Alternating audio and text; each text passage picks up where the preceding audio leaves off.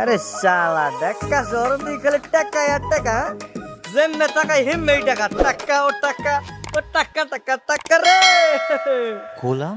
আসসালামু আলাইকুম বন্ধুরা, দুনিয়া টাকার গোলাম নাটকের আগামী পর্বে অর্থমন্ত্রীর দাম্ভিকতাকে ধুলোয় মিশিয়ে দিয়ে কিভাবে পুরো ব্যাংক লুট করার মাস্টার প্ল্যান আঁকলো শেহজাদ চৌধুরী।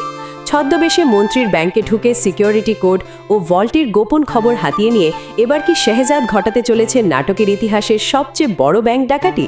অন্যদিকে সাবেক স্বামী রিশাদের রক্তচোষা ব্ল্যাকমেইলিং থেকে বাঁচতে ফাতেমাকে নিজের অজান্তেই শেহজাদের ব্যাংক থেকে 50 লাখ টাকা সরিয়ে চরম বিপদ ডেকে আনলো। আর শেহজাদের মুখে এক ঝটকায় প্রত্যাখ্যান পেয়ে ঋতুর এই বুক ভাঙা কান্নাই কি ডেকে আনবে নতুন কোনো ঝড়, সব জানাবো আজকের এই ভিডিওতে, তাই একটুও স্কিপ না করে শেষ পর্যন্ত দেখতে থাকুন। বন্ধুরা, আজকের পর্বে আমরা দেখেছি অহংকারী অর্থমন্ত্রী জুনায়েদ চৌধুরী জনসম্মুখে সাধারণ মানুষের কাছে ক্ষমা চাইতে অস্বীকৃতি জানালে শেহজাদ তাপি চরম হুঁশিয়ারি দেয় এবং নিঃস্ব হওয়া বস্তিবাসীদের সব টাকা ফিরিয়ে দেওয়ার প্রতিজ্ঞা করে। সেই লক্ষ্যে শেহজাদ ছদ্মবেশে সরাসরি অর্থমন্ত্রীর ব্যাংকে ঢুকে এক ধনী কাস্টমার সেজে ম্যানেজারকে পটায় এবং ভল্ট, সিসিটিভি ও অ্যালার্ম সিস্টেমের গোপন তথ্য হাতিয়ে নিয়ে বিশাল ব্যাংক লুটের ছক আঁকে।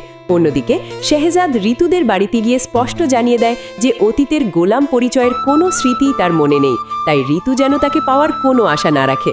তবে নাটকে আসল টুইস্ট আসে তখন যখন ব্ল্যাকমেইলার রিশাদের হাত থেকে কাজী অফিসের গোপন বিয়ের নথি উদ্ধারের জন্য ফাতেমা শেহজাদের না জানিয়ে 50 লাখ টাকা ম্যানেজ করে রিশাদের হাতে তুলে দেয়। বন্ধুরা, আজ আমি 22 নম্বর পর্বে আমরা দেখতে পাবো এক চরম অগ্নিগর্ভ ও রুদ্ধশ্বাস পরিস্থিতি।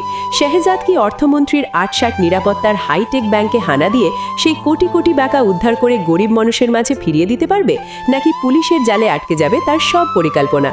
অন্যদিকে শেহজাদ যখন ব্যাংকের স্টেটমেন্টে এই 50 লাখ টাকার বিশাল গরমিল খুঁজে পাবে, তখন কি ফাতেমার গোপন বেইমানির কথা ফাঁস হয়ে যাবে? আর এত বিপুল পরিমাণ টাকা হাতে পাওয়ার পর রিশাদ কি সত্যিই ফাতেমাকে ডিভোর্স দিয়ে মুক্তি দেবে, নাকি লোভীর বশে ফাতেমা ও শেহজাদকে নিয়ে নতুন কোনো ভয়ঙ্কর খেলা শুরু করবে?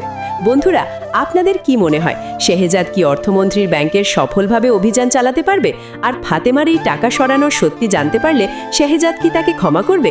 কমেন্ট বক্সে আপনার মূল্যবান মতামত আমাদের ঝটপট জানান। ভিডিওটি ভালো লাগলে একটি লাইক দিয়ে আমাদের চ্যানেলটি সাবস্ক্রাইব করে রাখুন। দেখা হচ্ছে পরবর্তী ধামাকা ভিডিওতে।